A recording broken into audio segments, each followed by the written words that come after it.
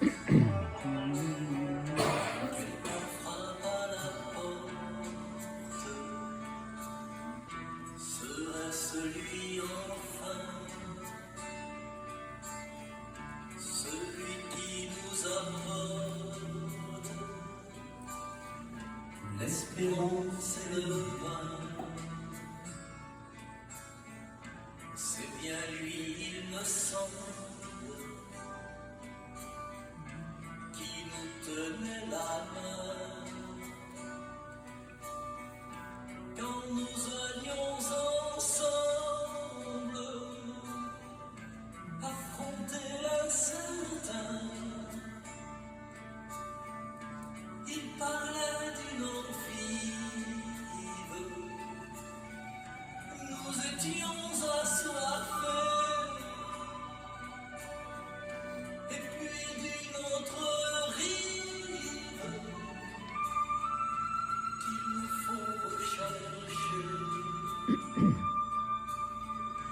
Quelqu'un frappe à la porte, serait-ce lui enfin, celui qui nous apporte l'espérance et le pain? Il a gardé par chance son accent étranger, le goût des différences, le sens de l'unité. Il a tout dit ensemble, avec le verbe aimer, au nom des droits de l'homme et de la dignité. Quelqu'un frappe à la porte, serait-ce lui enfin, celui qui nous apporte l'espérance et le pain? Un soir dans notre auberge, nous l'avons invité. Un matin sur la berge, nous l'avons rencontré. Belle fut l'aventure, nous l'avions entendu. Oublier les blessures, puisque nous l'avions vu. Quelqu'un frappe à la porte, serait-ce lui enfin, celui qui nous apporte l'espérance et le pain?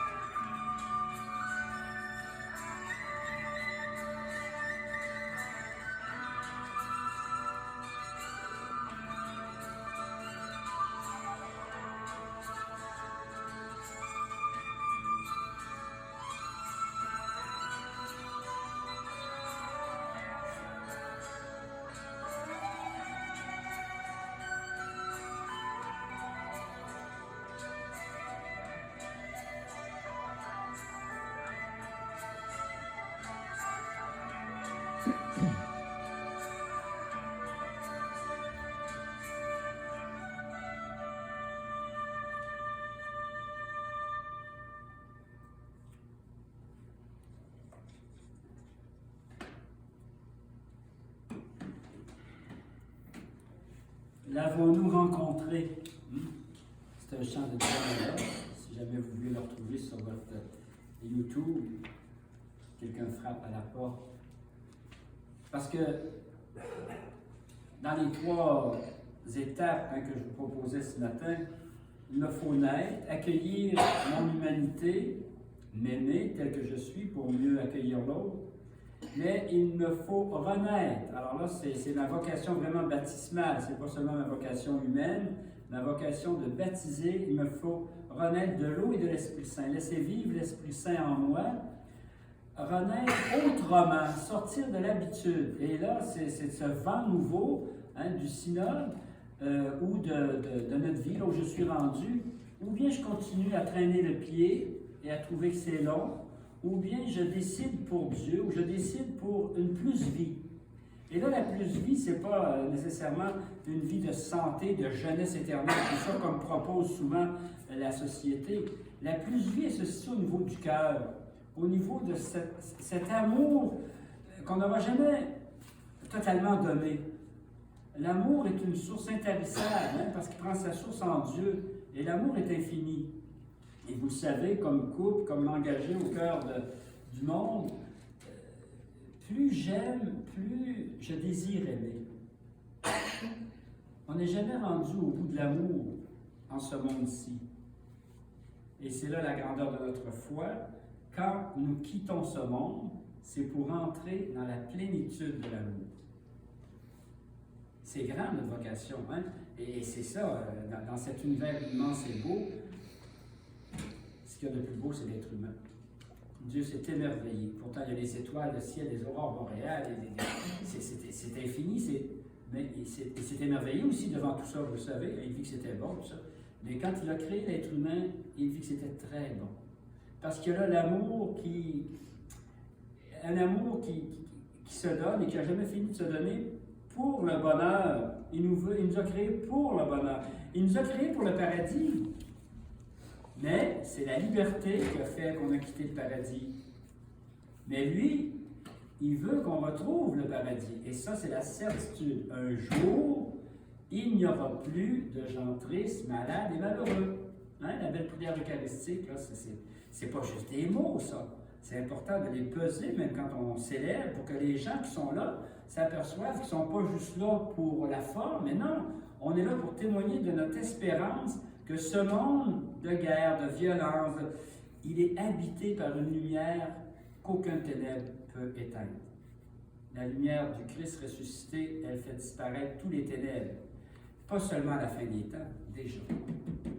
La visite du pape à Bérem, c'est une lumière exceptionnelle. Imaginez-vous, là, il est chez les musulmans en plein, là. Hein? Il est entre l'Orient et l'Occident, là, c'est un geste prophétique. Évidemment, vous allez voir, là, il y en a même dans l'Église qui vont le critiquer, là. Ils vont dire, ça a-tu du bon sens d'aller prier avec des musulmans? Ça a-tu bon? Et c'est là, le combat.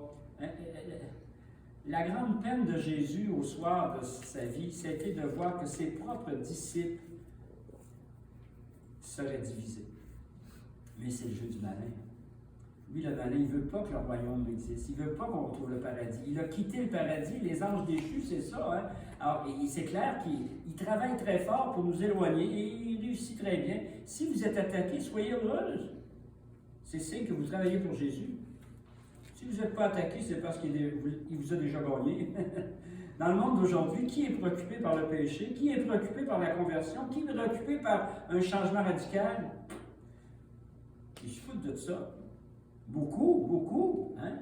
Mais si toi, ça te fatigue, dis mon père, j'ai donc de la misère avec mon mari, à être l'ennemi comme il est. Tu es sur la bonne voie. C'est parce que c'est l'autre qui grappille, hein, le grappin, comme disait le curé d'Ars. Il ne veut pas que tu aies le goût d'unité, il veut vous diviser. Alors, il va mettre à travers bien des événements ou des personnes, et c'est là, je pense, le troisième élément important. Hein? On est appelé à une mission qui n'est pas ma mission. La mission que Dieu a confiée à son Fils et que le Fils a tellement eu confiance à cette humanité qui l'a sauvé, qu'il lui a remis. Je vous envoie mon Esprit Saint. Il sera un esprit de force. Un esprit tellement puissant que vous ferez des choses même plus grandes que moi. Quand vous entendez ce texte-là là, à l'Église, ça ne vous fait pas frémir? Moi, à chaque fois, je dis, mon Dieu, est-ce que dans ma vie, je fais des choses plus grandes que je... C'est pas possible. Et pourtant, c'est lui-même Jésus. Si vous accueillez l'Esprit Saint, l'Esprit de force, il l'a reçu. Hein? Il y en a qui ont fait la catéchèse sur les dons de l'Esprit, sur les fruits de l'Esprit. Oui, on l'a reçu, on a été baptisés, confirmés, ordonnés, mariés, etc. L'Esprit Saint, il est à plein dans nos vies. Puis pensez-vous que l'Esprit Saint, hein? On me demande ça des fois aux enfants, mais là, on peut être un peu comme des enfants, pour leur montrer comment Dieu aime toute l'humanité. Pensez-vous que l'Esprit Saint est plus fort dans le pape François qui actuellement réalise une mission audacieuse et enflammée? Pensez-vous que l'Esprit Saint est plus fort dans le pape François que dans mon jeune qui voulait se suicider tantôt? Non. Bonne réponse. Bonne réponse. Non. Non. Alors pourquoi l'un était tout angoissé, tout meurtri, tout blessé, tout tourné vers la mort et non vers la vie, alors que l'autre, dans sa souffrance, il y a un rayonnement? C'est parce qu'il a décidé de laisser vivre l'Esprit Saint, qui n'éloigne pas les peurs, qui n'éloigne pas la misère, qui n'éloigne pas la santé, hein, mais qui vient donner un sens. Et c'est ça notre mission au cœur du monde. Il ne faut pas rejeter ce que notre monde, mais il faut être capable d'accueillir cette puissance d'amour, cette force de l'Esprit Saint qui nous rend capable de poser des gestes qu'humainement on ne poserait pas. Humainement, tu ne t'en vas pas au milieu des musulmans, là, non. Mais il va avec la force de l'Esprit Saint. Quand il est venu rencontrer les Autochtones, les blessés, les abusés, pensez-vous que c'est une mission facile? Il savait qu'il serait pointé, qu'il serait bon. Mais avez-vous remarqué la paix qu'il habitait? Avez-vous surtout remarqué la dernière rencontre qu'il y a eu à Iqaluit, là en haut, là? Comment son visage était souffrant. Moi, ça m'a frappé parce que, et puis moi, je connais bien Marcel Caron, qui était son traducteur, là. Il y a eu, et dis-moi, Jean-Marc, que ça a été la grâce de ma vie, d'être le traducteur du pape. Alors, il était partout, lui, là. Il a entendu les confidences des gens, c'est lui qui traduisait la misère des abusés, c'est lui qui traduisait, il a été à ses côtés tout le temps. Ben là, à Iqaluit, en haut, là, ils ont pleuré. On ne voit pas ça, nous autres, là. Le pape, il était avec une trentaine de personnes de la communauté là-bas qui ont été dans des pensionnats, qui ont été abusés, des situations. Et là, il a écouté pendant 1 heure de temps. Et il dit, c'était une grâce. Vraiment, le pape s'est mis à pleurer. Ils ont pleuré ensemble, avec les gens qui étaient là. Parce que face à la douleur, il ne faut pas se penser des supermans. Non, la douleur fait mal. La souffrance fait mal. Et on doit compatir, hein, être capable d'entrer dans la douleur de l'autre, mais ne pas se laisser détruire par la douleur ou la souffrance. Et c'est là la force de l'Esprit Saint dont je parlais tantôt. C'est là, cette force, elle peut être donnée à des gens très fragiles. Comment je suis capable d'entrer dans ta douleur, mais ne pas me laisser détruire? Alors, il a écouté, puis Marcel me disait, il y a eu un silence, un peu comme mon grand tantôt, tiens. Hein? Dans le silence de son cœur, Dieu est arrivé. Humainement, ça ne s'explique pas, ça. C'est dans la foi. Et là, le Saint-Père, qui est un chrétien comme toi puis moi, mais avec une mission, donc avec une force de l'Esprit Saint, dans le silence, il dit, s'est établi une grande paix. Ça n'a pas enlevé la souffrance. Et là, il est sorti avec le pape, puis il s'est assis là, pendant que... Et là, les caméras nous l'ont montré. On attendait là, que les autres, les anciens, aient s'installer parce qu'ils sont passés d'une salle au lieu public, là, tu sais... bon. Et là, la caméra nous a montré le visage du pape. Un visage souffrant. Ça m'a touché. Je voyais le visage du Christ en croix. Il est sûr de l'amour du Père, mais la souffrance qu'il porte, c'est la souffrance de l'humanité. Et je voyais là, dans son regard là, ce qu'on n'avait pas vu avant. Hein, tout au long de son périple, il a parlé, il a prêché. Mais là c'était comme la conclusion. C'est comme s'il venait, puis c'était pas voulu, là, moi j'interprète ce que moi je voyais, hein, mais à travers cette douleur humaine, il apportait un message d'espérance.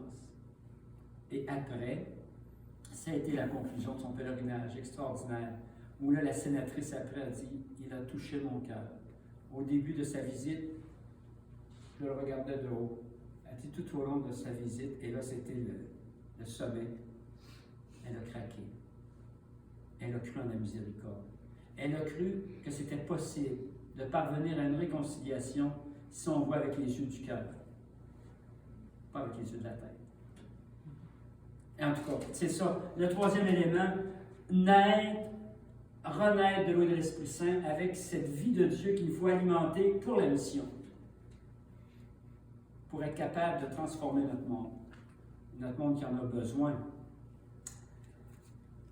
Alors, sans une bonne connaissance et l'accueil de soi-même, sans l'intimité quotidienne avec le Seigneur, mon engagement peut vite devenir fade et vide, tiède et sans sens. Même comme prêtre, même comme baptisé, engagé en Église. Oui.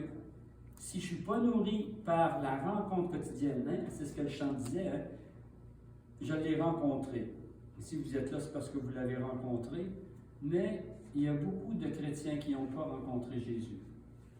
Et ça, le meilleur exemple, c'est comme dans nos paroisses. Moi, j'ai vécu ça. Moi, je n'ai jamais été en paroisse, mais là, depuis 2 ans et demi, je me disais, il y a des gens qui veulent avoir des messes tout le temps. Hein?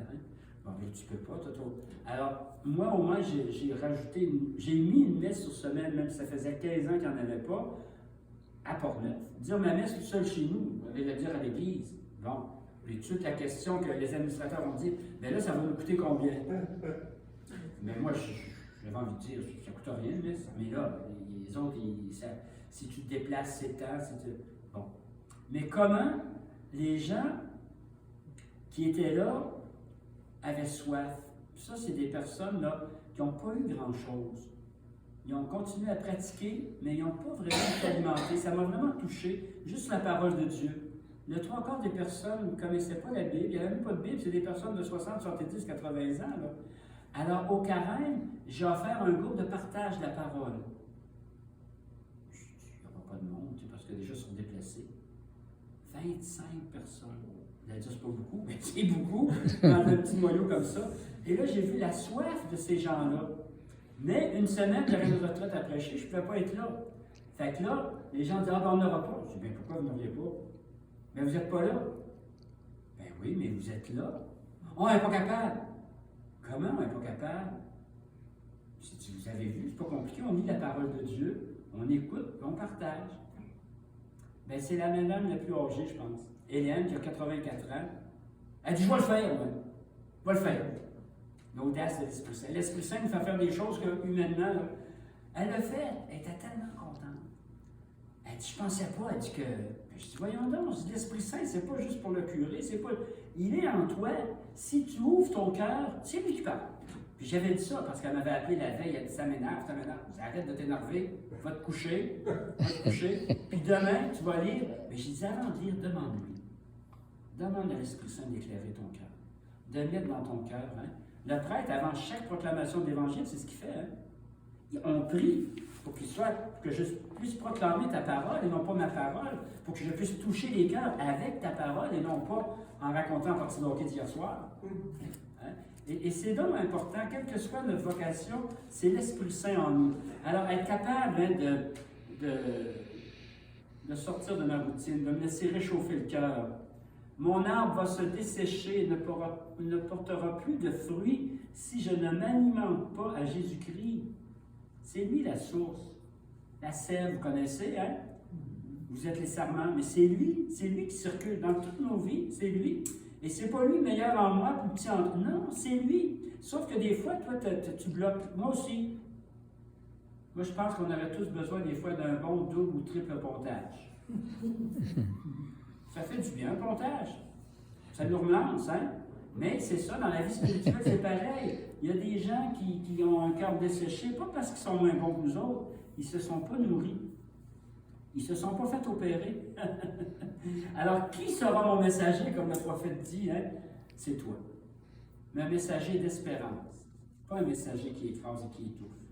Et ça, même en milieu paroissial, et je le répète, parce que je trouve ça triste d'avoir des chrétiens qui viennent célébrer leur foi, mais qui jugent leurs voisins, qui condamnent leurs voisins, qui jalousent leurs voisins. Vous savez, vous êtes en paroisse. Et ça, il ne faut pas laisser faire ça. Il faut interpeller au nom de l'amour, toujours, toujours. Alors, quand la petite madame vient dire à imaginer, j'avais oublié une fois de me laver les mains, mon Dieu. Tu sais, parce que c'était la COVID, c'est vrai, elle avait oublié, qu'elle n'a pas oublié, l'histoire qu'elle m'a faite. J'ai dit, pauvre petite madame. Avez-vous aimé au moins l'homélie? Ben oui, c'était pas pire. Bon, ben j'aurais aimé ça, vous dites, Père, j'ai une petite remarque à vous faire, mais vous avez touché mon cœur par l'homélie. Oh, n'oubliez pas de laver les mains la prochaine fois, hein? J'ai dit, ça aurait mieux passé. Mais j'ai dit, là, vous m'arrivez, vous me sautez d'en face, après ma 3e messe, pour me dire, je ne me suis pas lavé les mains. Pensez-vous que le Seigneur, c'est ça d'abord qui compte? Bon, puis là, il faut faire attention, parce que mon but, moi, c'était pas de la blesser, mais de l'amener à la vérité, à la lumière. C'est pas correct, ça. Moi, je suis peut-être prêt de le prendre, mais si elle va dire ça, la petite sacristine, là, elle n'est peut-être pas capable de le prendre. Hein? Puis elle va avoir de la peine pendant toute la semaine, alors qu'elle avait le cœur en joie. Il suffit juste d'une petite chose pour alimenter le feu, hein? Mais il suffit aussi parfois d'une petite parole pour écraser l'autre. Alors c'est ça notre mission. On ne peut pas y arriver si Jésus n'est pas avec nous. C'est lui qui est au cœur de ma vie et c'est lui qui donne sens à ma vie. Le véritable missionnaire est porteur de la vie de Dieu et son évangile. Il faut sortir de nous-mêmes. Jésus nous donne tout. Hein, Il faut d'abord renoncer à nous-mêmes, prendre sa croix et le suivre. Il donne la recette. Vivre en disciple missionnaire, puis ça, c'est pas réservé aux prêtres, aux religieuses, c'est pour tous les baptisés. Si tu veux avancer dans la foi, il faut d'abord renoncer à tout ce qui n'est pas de Dieu, prendre les épreuves, les difficultés, la croix, mais ta croix doit devenir glorieuse pour le suivre. Les gens n'ont pas le goût de suivre quelqu'un qui se plaint tout le temps. Mais ça aussi, dans les retraites aux prêtres, je le dis, arrêtez de dire que vous êtes fatigué, arrêtez de dire « Ah, ben on a trop, hein. » C'est pas ça que les gens ont besoin d'entendre. Les gens ont besoin d'entendre une bonne nouvelle. Puis ça, la bonne nouvelle, c'est pas juste le prédicateur qui l'annonce. Ta vie doit être bonne nouvelle. Alors, pour arriver au 3e point, qui est la mission, il faut moi-même que j'ai fait ce petit cheminement-là, d'accueillir ce que je suis, de me laisser transformer par l'Esprit et d'aller. Allez, je vous envoie. Mais je vous envoie comme des brebis au milieu des loups. Oh, là, Seigneur, tu viens tout de m'écraser. J'étais tout feu, tout flamme, j'avais le coup de la mission. Non, la parole est tranchante. Jésus ne veut pas qu'on se fasse d'illusions. Il sait que ce n'est pas facile. Et il nous dit, mais n'ayez pas peur, je serai avec vous tous les jours, jusqu'à la fin des temps. Mais pour reconnaître qu'il est avec moi, il faut que je m'arrête pour l'accueillir. C'est pour ça que bien des missionnaires, même des engagés en Église, arrivent à un essoufflement parce qu'ils ne mettent pas Dieu en priorité. Quand j'étais responsable de la nouvelle évangélisation, ça aussi, Dieu nous conduit là où on n'aurait jamais pensé aller. Je pensais que je me faisais jouer un tour. Moi. J'étais dans mon petit appartement, j'arrivais d'une retraite. Le téléphone sonne. Il dit, bonjour, est-ce que je parle au Père Jean-Roch Hardy? Il dit, oui. Il dit, c'est Monseigneur Ouellet. C'est encore un confrère qui veut jouer un tour. Fait que moi, je réponds un peu. Je dis, oui, qu'est-ce qu'il y a, Monseigneur? Ben, il dit, moi, il dit, voyez-vous, il dit, je voudrais mettre en place un comité pour la nouvelle évangélisation. Puis, Monseigneur Lacroix, on a travaillé ensemble avant qu'il soit évêque, c'est un prédicateur aussi, fait qu'on se connaissait très bien. Puis, avec lui, on a mis en place aussi des écoles Saint-André, tu sais, ça existe peut-être ici, mais ça a commencé, on a commencé ça, on avait fait venir André Padro Flores, là. Bon, alors lui, Monseigneur Lacroix venait d'être nommé évêque, là, ça faisait peut-être un mois. Puis, il y avait le mandat, lui aussi, d'évangélisation, tout ça. Fait qu'il avait dit à Monseigneur Ouellet, j'aimerais ça que vous appeliez le Père Jean-Roch pour qu'il soit responsable d'équipe, parce que lui, comme évêque, il était porteur du dossier de l'évangélisation, mais il ne pouvait pas, tu sais, animer. Mais je savais pas tout ça. Donc, il dit, j'aimerais ça. Mais là, je voyais bien que c'était sérieux. Au début, j'étais gêné. J'avais répondu que... Fait que là, il dit, pauvre Monseigneur, j'ai dit, je vous remercie de la confiance que vous me faites, mais je dis, moi, je suis un père de Saint-Vincent-de-Paul. Fait que j'ai dit, moi, aller au diocèse pour faire du papier, j'ai dit, je pense que vous en avez des tiroirs pleins, bord à rire. J'ai dit, je ne me vois pas là-dedans. J'ai dit, nous autres, on est dans des quartiers populaires. Il dit, je vous connais très bien. Il dit, je sais. Il dit, j'ai travaillé à Charlebourg, puis il commence à faire bon. s'est informé avant de m'appeler, je pense. Mais c'est un gars comme vous qu'on veut, parce que vous avez raison, des papiers puis des plans de développement, on en a plein les tablettes.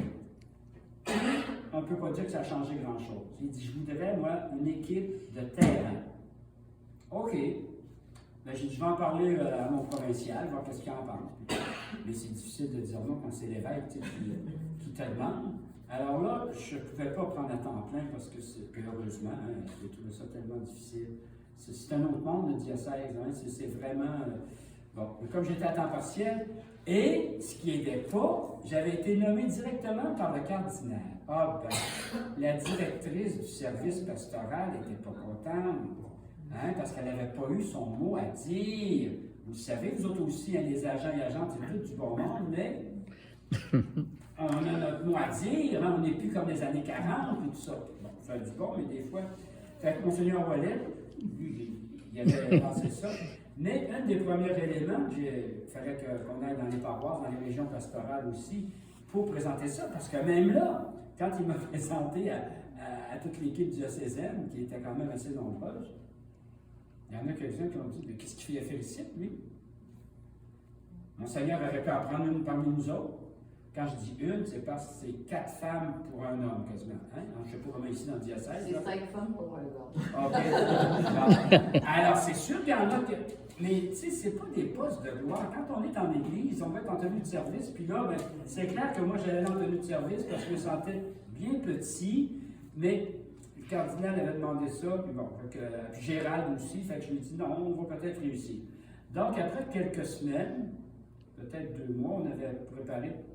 Alors là, avec 2 autres agents et agentes, on dit on va aller dans les paroisses parce que ça donne rien de préparer du papier, je ne veux pas. Il faut voir sur le terrain qu'est-ce qu'on peut faire. Et moi, dans ma tête, je me disais, la première évangélisation, c'est le Pape Benoît qui avait dit ça, ça avait surpris bien du monde. La nouvelle évangélisation commence par l'adoration. Oh, hein, vous qui êtes en action, hein, vous dites, voyons donc. Ça commence par on va aller visiter le monde, on parle quelque chose. Et je trouvais qu'il avait raison. Ça continue ce que je dis depuis ce matin. C'est la rencontre avec Jésus qui vient apporter la force et la lumière, le feu pour aller. Et c'est devant le Saint-Sacrement. C'est le plus beau feu d'amour. Si je crois, c'est bien sûr. Si je parle à du monde qui dit ben non, ça non. Alors, dans les paroisses, quand j'appelais le curé, ça c'est des plus durs à convertir. Plus dur. On peut dire ça entre nous autres. Hein, bon, il y en a des bons, ça bien sûr. Hein. Mais, alors là, je les appelais. Ils disaient, ah, vous savez, on n'a pas grand temps. Ben, j'ai dit, moi, là, je passais. Ben, je l'appelle au nom du cardinal parce qu'on veut lancer ça. Ben là, ça venait tout de suite. Hein, bon, si c'était juste en mon nom, il aurait dit, on n'a pas de temps, il m'aurait donné un petit coin dans une réunion. Mais j'ai dit, on a préparé avec Monseigneur aussi quelque chose là, pour, mettons, une demi-journée, de 9h à midi. Ouais, c'est beaucoup. Ben, c'est parce que ça, on veut faire un renouveau. Ouais, OK. Et là, quand j'arrivais, le plan était fait. C'était marqué une demi-heure à l'église devant le Saint-Sacrement. Oh. On commençait, j'avais. Ben oui, le Père Benoît avait dit, ça commence par l'adoration. Fait que. Je pense qu'il y a peut-être une place que ça n'a pas été contesté. Voyez-vous, on est tous des serviteurs en Église, on veut le bien, on veut un renouveau. Mais mon Dieu, que le travail est à faire, même au sein de nos communautés, de l'Église. Et alors, moi, je leur disais, bien là, ce plan-là, on l'a préparé avec Monseigneur, puis quand Benoît XVI le dit, puis bon, le curé m'en est là, OK. Bien, plusieurs fois, le curé ne venait pas. Il se joignait à nous autres après. On ne peut pas grandir si on n'est pas branché sur le cœur de Jésus. Et partout où on a passé et qui ont été capables de mettre en place quelque chose au niveau de l'adoration de la prière, il y a eu des fruits. Sinon, c'est notre travail humain. Oui, tu peux être une très bonne ressource en personnel, tu peux être un très bon administrateur, mais si ce n'est pas sur le cœur de Jésus, ça ne donne rien. On n'est pas une entreprise. Jésus nous envoie dans le monde pour le faire connaître et aimer, aller de par le monde entier proclamer une bonne nouvelle. La bonne nouvelle, c'est pas qu'on a réussi à sortir du trou, c'est pas qu'on est capable de maintenir notre Église, c'est pas qu'on a eu 22 baptisés cette année. La bonne nouvelle, c'est que Christ est ressuscité. Et là, le monde a besoin d'entendre ça. Parce que dans le cœur des personnes, il y a beaucoup de douleur, Dans les familles, il y a beaucoup de souffrance. Dans nos communautés. Alors là, ce discours-là les tourne vers l'essentiel. Mais on ne peut pas y arriver personnellement et communautairement. On ne peut pas être de véritables disciples missionnaires si ce n'est pas branché sur le cœur de Dieu. Bon, en tout cas. Je suis appelé pour être envoyé. Et c'est vrai. On est les ambassadeurs du Christ. Je ne suis pas le Christ, hein? On est les ambassadeurs. Et ça, c'est une grande responsabilité. Là aussi, on retraite des prêtres, même les agents et agentes de pastoral, parce qu'ils ont un mandat aussi d'annoncer la bonne nouvelle. Ce n'est pas votre bonne nouvelle. C'est la bonne nouvelle de Jésus-Christ. Et là, vous dites, c'est la même chose. Non, c'est pas la même chose. Parce que toi, ta bonne nouvelle, dimanche, c'est que tu avais décidé de profiter de cette parole-là pour dire aux gens qu'il est temps que vous vous engagez. Parce que moi, comme agent de pastoral, j'ai mon nom du voyage, puis c'est ci, puis c'est ça. J'ai dit, vois-tu, tu as utilisé la bonne nouvelle à tes fins, c'est pas ça. L'Évangile qui est là, c'est pour la communauté, elle est vivante, la parole, mais tu dois te laisser pénétrer par la parole pour la transmettre. Dans une paroisse où j'étais allé prêcher, il y avait un jeune prêtre qui voulait beaucoup, mais il est ennuyeux. C'est ça que le monde me disait, il est ennuyeux. Ça se peut, hein? Mais il y a d'autres qualités, ça aussi. Hein? On ne peut pas avoir tout le charisme de prédication et on ne peut pas avoir tout le charisme de... Chacun a ses charismes, il faut les reconnaître. Bon. Alors, le soir, je parlais avec lui, hein, souvent, même à les retraites paroissiales, on est quasiment plus là pour le prêtre que pour l'assemblée. Oui, le monde aussi, mais mon Dieu, que c'est un beau moment pour ces gars-là qui sont tout seuls, qui vivent beaucoup de solitude et qui se sentent des fois complètement démunis, qui ont même mis la prière de côté. Et là, ils se retrouvent avec quelqu'un, et ça, je trouvais important. Moi, je me disais, avant de partir, de prier pour le prêtre qui va m'accueillir, pour l'équipe. Et même des fois, je leur disais, bon, ben, demain matin, on va dire nos lots ensemble. Hein? J'ai vu des fois, pas de bréviaire. Ça faisait longtemps qu'il y avait pas de ça. Ils savaient tous ce qui était son bréviaire. C'est pas grave, ça tombe bien. Moi, j'ai ma tablette, mon téléphone, j'ai les deux applications dessus. Hein? Mais, et on ne peut pas, surtout comme serviteur du Christ, on ne peut pas, s'il n'est pas au cœur de notre vie. Alors, j'avais dit, en parlant avec lui, j'ai dit, l'homélie, j'ai dit, c'est quelque chose, de préparer une homélie. Oh, genre, ça, c'est ma croix. Il dit, et là, il accueillait son humanité, il dit, moi, il dit, ça me fatigue. Il dit, en tout cas, si tu savais le temps que je mets là-dessus. Voyez-vous, le monde ne savent pas ça. Là. Il dit, le lundi matin, je lis mon évangile. Le lendemain, je relis les deux autres paroles, puis je prends les notes. Le mercredi, je lis vie liturgique. Puis il y en a dans vie liturgique. Je prends des notes, puis ça. Puis là, le jeudi, je médite ça. Puis là, le vendredi, j'écris mon texte. Puis là, je le pratique. Imaginez-vous le nombre d'heures qu'il mettait là-dessus pour se faire dire qu'il est ennuyant.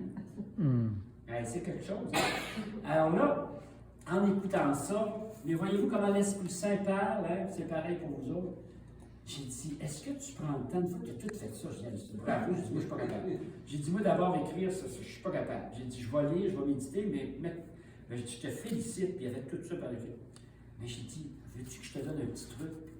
Mais tu le feras comme tu me diras, là. J'ai dit, tu as tellement bien préparé ça.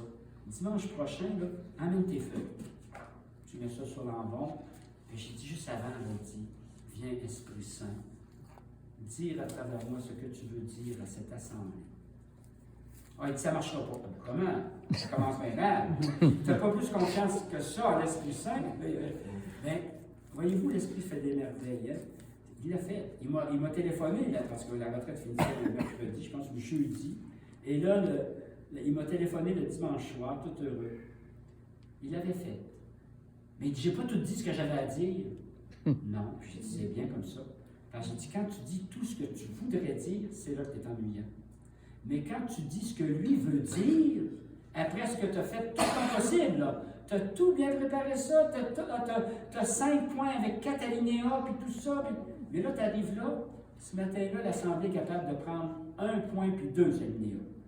Puis c'est ça qui monte en toi. Puis ton 10 minutes que tu avais préparé, bien, ça se résume à 7 minutes. C'est ça que l'Esprit Saint voulait dire. Mais il ne faut pas être téméraire et rien faire. Il l'avait préparé. Bien, c'est un signe de l'Esprit Saint qui fait des merveilles. Et pour moi, c'était une belle grâce d'entendre ça, qu'un prêtre découvre On est porteur de la bonne nouvelle de Jésus-Christ et non pas la nôtre. Hein? Et qu'à travers cet abandon, c'est vrai dans vos vies, là, il fait des merveilles. Je suis appelé pour être envoyé. Chacun de nous autres, qu'on soit mariés, qu'on soit consacrés, prêtres ou célibataires engagés, on est tous envoyés, tous baptisés et disciples missionnaires. Appelés pour être envoyés. Mais il faut d'abord que tu accueilles l'appel. Si je t'appelle, si je ferme ta porte, tu m'ouvres, j'entrerai, et cette rencontre avec toi va mettre un feu dans ton cœur pour que tu ailles en mission. Mais là, fatiguez-vous pas. Aller en mission, ça ne veut pas dire que demain vous partez pour le Congo, là, ou pour Haïti, ou pour la Polynésie. Mais ça veut dire que tu pars pour quelque part. Mais souvent, on part pour notre famille. La première mission, c'est ça. Première mission. On voudrait bien être engagé partout, partout, partout. Mais non. Et c'est là la plus difficile. Nul n'est prophète dans son pays. Ça demande beaucoup de douceur, de bonté, de patience, dit saint Paul, pour porter Jésus-Christ. Quelle est ma mission aujourd'hui? Certainement différente d'à tes 20 ans, 30 ans ou 40 ans. Oui, mais tu demeures en tenue de service jusqu'au bout, porteur de l'amour. Un amour qui passe par ta douceur, par ta bonté. Que de merveilles j'ai rencontrées dans les infirmeries de communauté. Parce que quand on prêche, il y a beaucoup de communautés, surtout les sœurs qui ont des grosses infirmeries. Alors on est en audio, je ne sais pas trop, ils nous voient par la télévision parce qu'ils ne peuvent pas venir dans la salle en bas. Puis souvent, après ça, je vais dans l'infirmerie, je fais le tour. Mais des choses extraordinaires que j'ai vues dans la vie de ces hommes, de ces femmes humbles, simples. Et que de fois j'ai entendu des infirmières dire, vous savez, moi je n'ai pas beaucoup la foi, je ne pratique pas, mais depuis que je travaille ici, là, ils sont tellement fines ces madames-là. Ils ne savent même pas que c'est des sœurs. Ils savent, mais ils ne donnent même pas ce mot-là. Ces madames-là. Ils sont tellement fines. Ah oui, oh, et celle-là, là, elle sauve beaucoup. Je sais, c'est moi qui donne ces antidouleurs. Elle ne se plaint jamais. L'autre là-bas, là, tu es obligé de la surveiller. Parce qu'elle veut toujours aller porter un verre d'eau à sa voisine qui a tout le temps soif. Alors qu'elle a de la misère à marcher. Voyez-vous? Hein? En tenue de service jusqu'au bout. Elles ne le savent pas, puis des fois je ne le sais pas. Je me rappelle une fois d'avoir servi une ancienne supérieure générale qui faisait de la démence. Puis elle répétait toujours la même chose. Il faut bien faire ça, là! Il faut bien faire ça, là! Là, je me dis, c'est une phrase qu'elle disait à ses sœurs quand il faut bien faire ça, là. Mais voyez-vous comment, même dans sa démence, là, elle restait ce souci là, de bien faire. Oui, on est en tenue de service jusqu'au bout, quelle que soit notre vocation. Il y a une vingtaine d'années, chez les Sœurs de la Charité d'Ottawa, puis il y a eu, même je pense que ça fait 25 ans, il y avait un accident. Dans l'auto, il y avait la provinciale, 2 sœurs du conseil, puis la conductrice. En tout, il y était 4 sœurs. 3 qui sont décédées, et la provinciale est restée comme dans un coma. Et ça faisait déjà 4 ans qu'elle était dans cet état végétatif-là. Alors, vous voyez que si elle avait été dans le monde, elle aurait été piquée, elle serait partie, hein, on ne regarde pas ça. Elle était à l'infirmerie et il y a une sœur qui a dit, est-ce que vous allez faire le tour de l'infirmerie? J'ai dit, oui, oui, comme d'habitude, mais j'ai dit, je ne sais pas quand. Elle a dit, quand vous irez à telle chambre, elle dit, vous ferez attention. Mais elle ne me dit pas c'est qui, là. Parce qu'elle dit, elle a l'air d'être endormie, mais elle dit, on lui parle. Et là, quand je suis allé, il y avait une sœur aux côtés d'elle qui disait le chapelet tout haut. J'ai dit, c'est bien de venir prier avec elle. Elle dit oui. Elle dit tout à l'heure pour les vêpres, il y a 2 autres sœurs qui vont venir pour dire les vêpres unis à la communauté à la chapelle. Le matin pour les nôtres, il y avait toujours. J'ai dit, pourquoi vous faites ça? Ben, elle dit, elle a tellement fait pour nous autres. Elle dit, on est sûr qu'elle est unie à notre prière, mais dans un autre état. Voyez-vous la foi, hein? Et j'avais trouvé ça beau. Elle aurait pu dire, et là, ben, non. Il témoignait de la grandeur de la vie. J'aurais donc aimé ça qu'un journaliste filme ça, ou qu'on montre ça, au lieu de montrer la tristesse. Hein? Parce que ça pourrait être triste d'avoir une femme comme ça, puis solide, puis tout tomber du jour au lendemain. Elle est en mission d'amour. Et là, quand je suis allé, je lui ai parlé, comme je parlais aux autres sœurs. Qu'est-ce qu'elle entendait, je ne sais pas. Mais elle est en mission d'amour jusqu'à son dernier souffle. pas juste pour elle, pour les autres. Celles qui venaient là, prier avec elle, celles qui l'accueillaient, les infirmières qui voyaient ça, puis qui disaient que la vie est finie. Non, les autres croient. Notre mission est grande, importante. Ce ne sont pas les activités qui font de toi un missionnaire. C'est le témoignage de ta foi. Une foi, même comme on dit, une foi de charbonnier. Moi, je pense à mes grands-parents, quand ça, mes grands-parents, je serais très vieux aujourd'hui, mais c'était à l'époque, ça n'allait pas à l'école. Il y avait une terre, c'était des gens de la campagne. Mais une foi là, que j'aimerais bien avoir, dans le fond. Quand quelqu'un était malade, les autres, ils priaient. Quand il arrivait avec eux, ils priaient. Moi-même, qui étais très malade quand j'étais jeune, c'est la prière de ma grand-mère, je pense, qui m'a ordonné. Elle était sûre que je ne mourrais pas, elle. Alors que le docteur avait baisé à ma mère, c'était une méningite aiguë. J'avais à peine 2 ans, je pense. Il ne viendra pas. Ah ben, oh, la grand-mère, hein. C'est à croire que le médecin va décider. Elle est allée chercher le curé. On ferait tout ça aujourd'hui. Des fois, ça arrive, hein. Donc, le curé est venu. Dans la foi, hein, il a dit, il ne mourra pas. Le médecin avait bien dit oui. Ben, c'est-à-dire que c'est pas ça qu'il avait dit. Il avait dit, on n'a pas le temps de le descendre à l'hôpital, c'était trop loin. Et puis dans l'état où est son cerveau, de toute façon, ça ne donnera rien. Ou bien il meurt, ou bien il vire fou.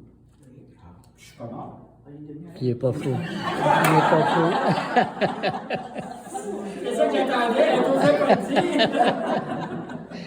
Mais la foi, c'est tellement un grand cadeau qui ne vient pas de nous. Non, c'est gratuit. Ouais.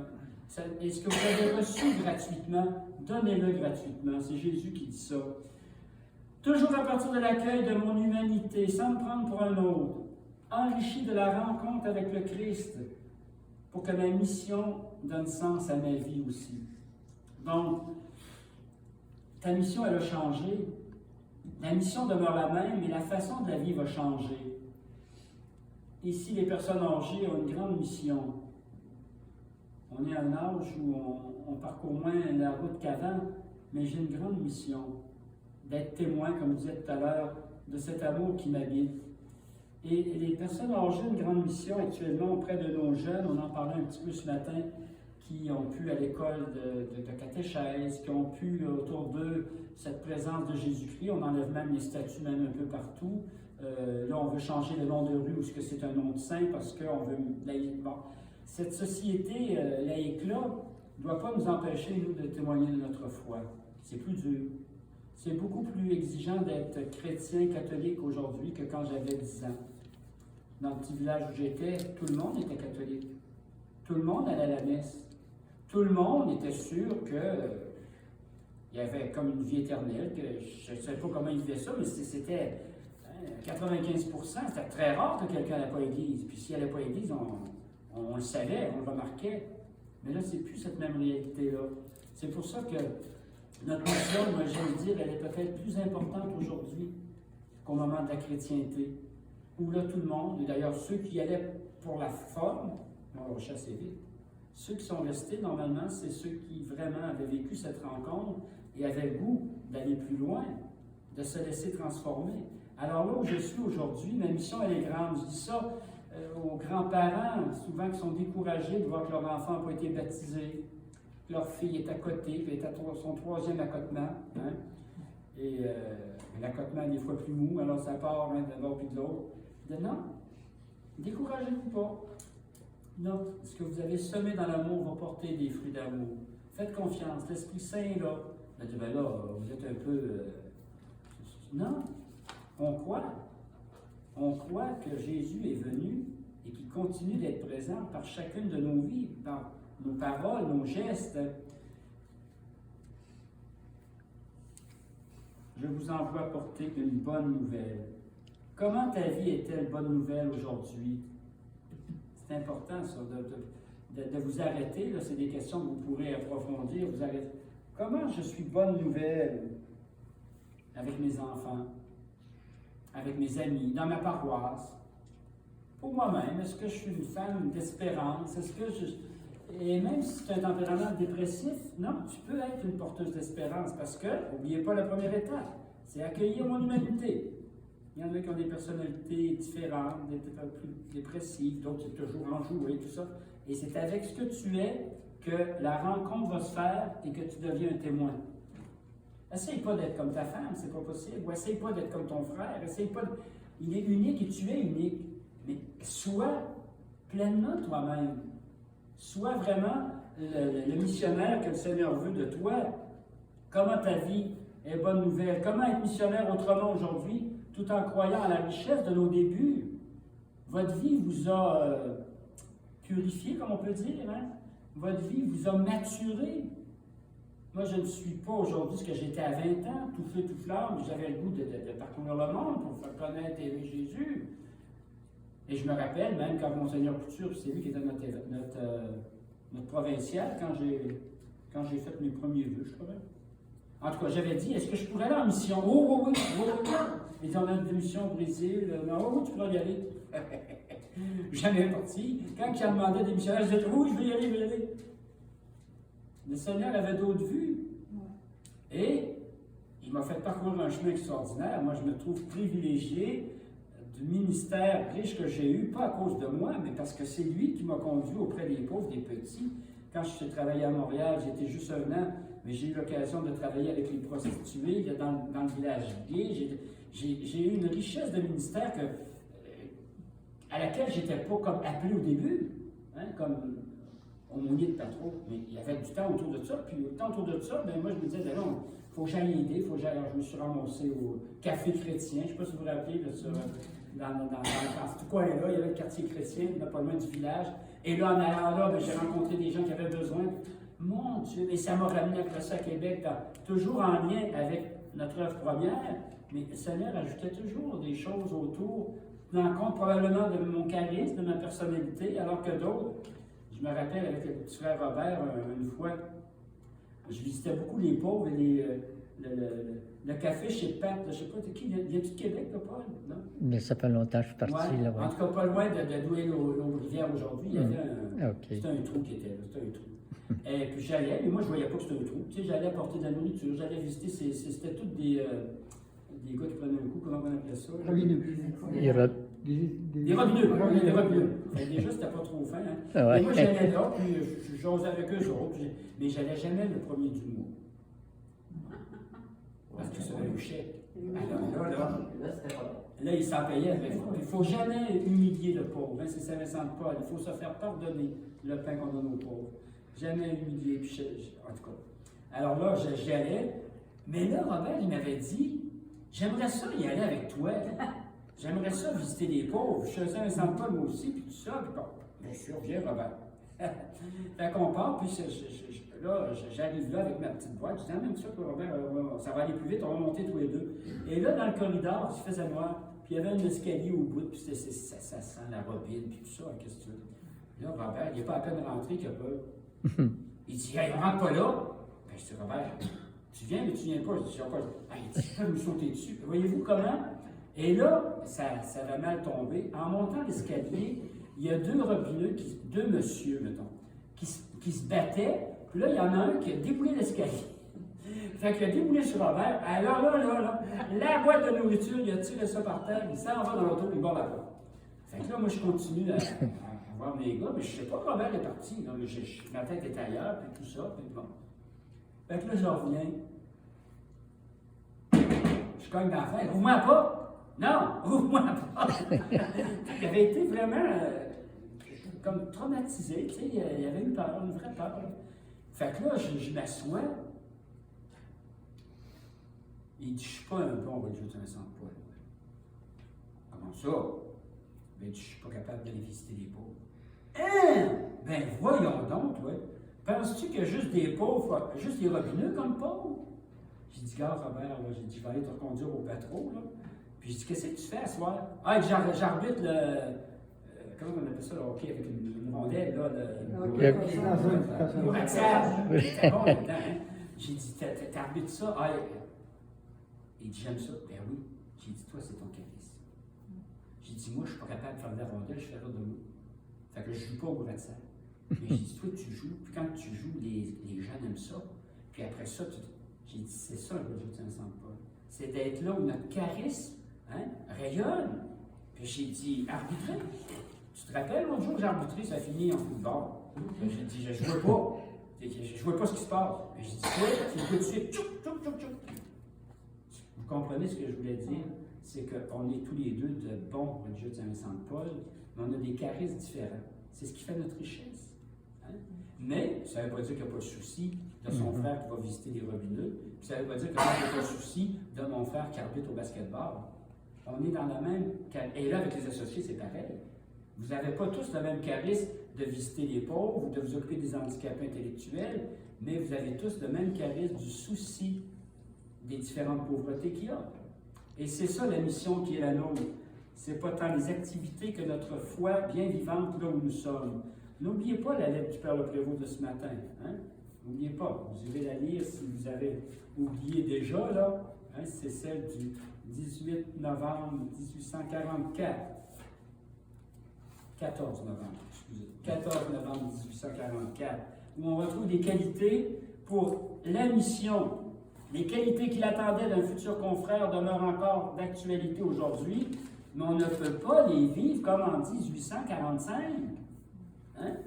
Notre Église, le synode, c'est quoi? C'est pour être capable de mieux être au cœur du monde, cette bonne nouvelle de Jésus-Christ. On ne peut pas aujourd'hui l'annoncer comme on le faisait il y a 100 ans, avec tous les moyens actuellement de communication. Et là aussi, le Saint-Père nous interpelle. Il les utilise. Il a commencé à faire des capsules, imaginez-vous. Tu sais, des petits vidéos là, de une minute et demie. Puis c'est sûr qu'il va y avoir toute une équipe qui prépare ça. Mais il pourrait dire, c'est plus mon âge. Non, non. Et tous les déplacements qu'il fait, les discours qu'il fait, les rencontres qu'il fait, c'est justement parce qu'il veut être de son temps, mais c'est toujours avec l'annonce de la même bonne nouvelle. Ce sera toujours l'annonce de Jésus-Christ jusqu'à la fin des temps. Et si on s'accroche à une discipline qui oublie la richesse de chaque personne, on détruit le charisme dont les générations sont aussi porteuses et qui ont la responsabilité de la rendre bien vivante à chaque époque.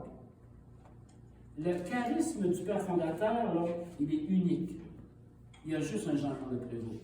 L'Esprit Saint a insufflé en cet homme-là, qui avait tout un cheminement, vous connaissez sa vie, tout un cheminement. Il avait insufflé cette intuition de fonder une famille religieuse pour les milieux populaires, pour l'évangélisation des milieux populaires. Aussitôt, un Lyonnais arrive qui portait dans son cœur une intuition. Arrive un plus jeune, Maignan, qui avait, mais voici que l'intuition première, c'est le Père Le Prévost.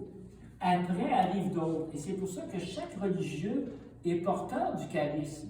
Et chaque arrivée d'un nouveau vient enrichir le charisme. Le charisme du Père Le Prévost n'est pas pareil qu'à ses débuts. Il est beaucoup plus riche.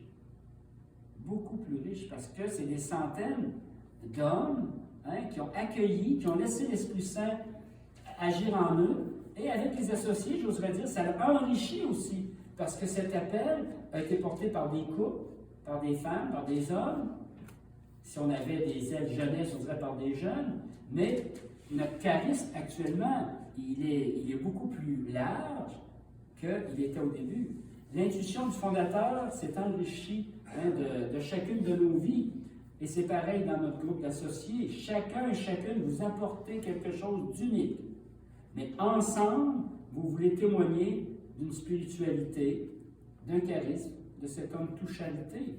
Et c'est important dans vos rencontres d'être capable de vous alimenter, pas juste de la pluie et du beau temps, qui d'ailleurs c'est pas ce qu'on fait actuellement, mais vraiment à la source même du charisme. On n'est pas des dominicains, on n'est pas des franciscains, on est des vincentiens. Notre spiritualité, c'est sur le cœur de Jésus qui a touché un homme et qui s'est répandu jusqu'à vous aujourd'hui. Donc même dans votre quotidien, vous portez ce charisme-là. Vous le portez en l'alimentant. Voyez-vous, ça revient toujours au même rythme. Sans la prière, sans la rencontre, je ne peux pas être un véritable disciple missionnaire. Et cette mission qui traduit notre charisme, vous en êtes tous responsables. Certainement que vos engagements en sont imprégnés, sans pour autant que vous l'affichiez sur votre front. Dans votre paroisse, c'est pas écrit. Moi, je suis associé au RSV. Moi, c'est pas écrit dans mon front, je suis RSV. Mais, on l'a ça. Parce que c'est l'Esprit Saint. Ouais. Souvent de fois, dans les retraites, je me fais dire ça. Ah, c'est pas compliqué avec vous. Ah, vous n'avez pas des grands mots. Au début, ça me choquait. Je vais te dire, je suis niaiseux. Non. Non, c'est que je suis un saint Vincent de Paul. Donc, ma façon de prêcher, elle est inspirée par ma spiritualité, par notre charisme. J'ai été formé pour m'occuper des jeunes, de la jeunesse. Avec des jeunes, on ne peut pas faire des discours de même. Là. Il faut prendre beaucoup d'exemples, il faut parler en parabole, il faut être plus vivant. Donc, quand j'arrive d'une paroisse, je fais pareil, je ne fais pas de grands discours. Et c'est heureux parce que le pape François, qu'est-ce qu'il a dit dans la joie d'Évangile, en s'adressant aux évêques pour prêtres? Parlez pour que le monde vous comprenne. L'homélie n'est pas le lieu de montrer que vous avez un doctorat en exégèse. Ça peut vous servir, mais ramenez-vous au niveau du monde. Puis c'est pas négatif, ça. D'être capable d'avoir un langage qui touche. Et c'est vrai pour chacune de nos vocations respectives. Bon, voilà, nous sommes appelés à renaître autrement, dans ma vie personnelle, dans ma rencontre avec le Christ, et dans le rayonnement de ma mission au cœur du monde d'aujourd'hui. Aujourd'hui, je veux demeurer chez vous. Aujourd'hui, je veux porter une lumière à travers ta vie. Vous allez retourner à la maison tantôt. Vous direz un petit bonjour au petit chien.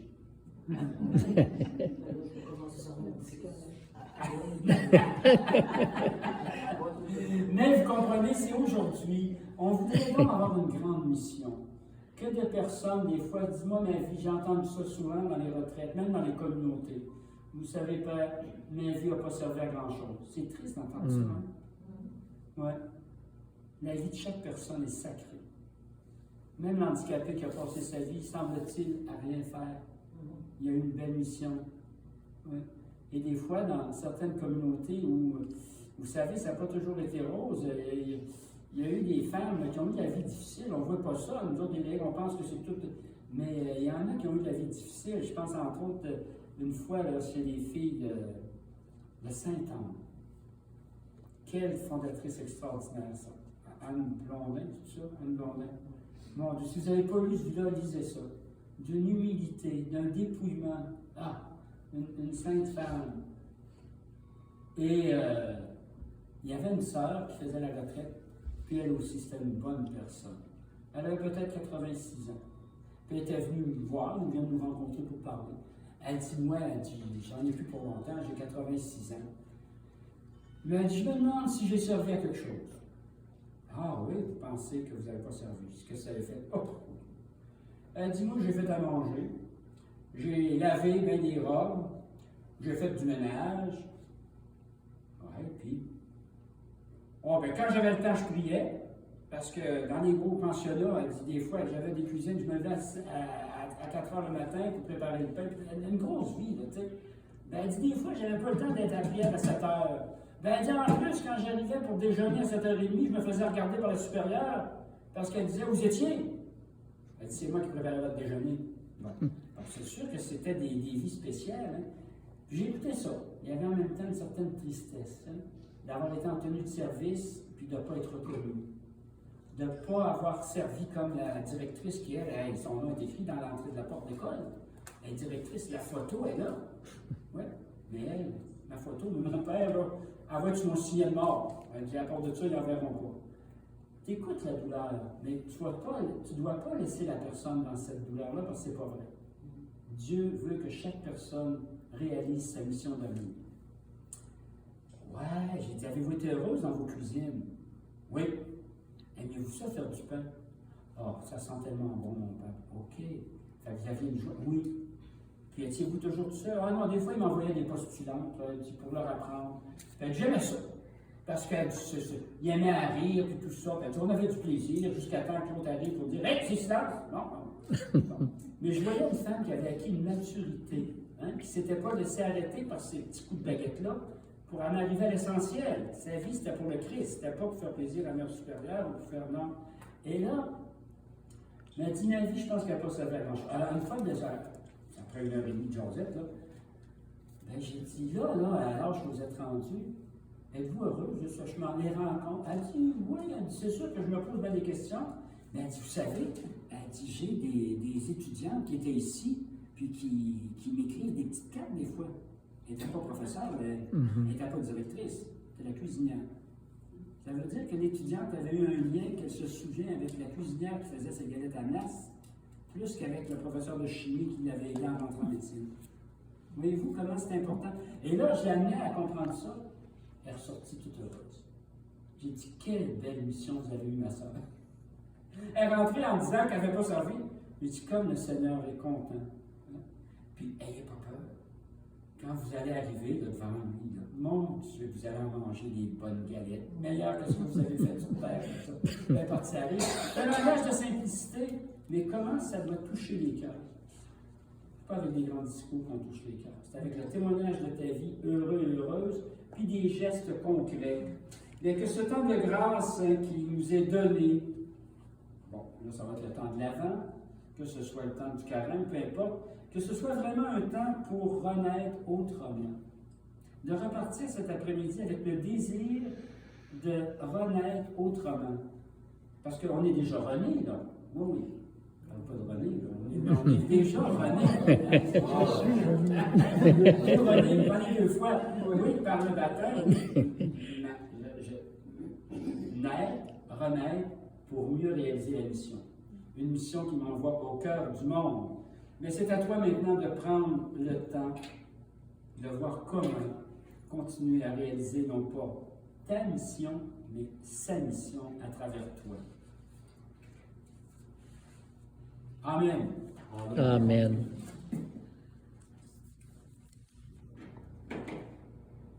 On peut prendre quelques minutes pour laisser descendre, 5-6 minutes, puis après on aura un partage. Ça vous convient? OK. Très bien. On ne passera pas tout de suite au partage pour laisser descendre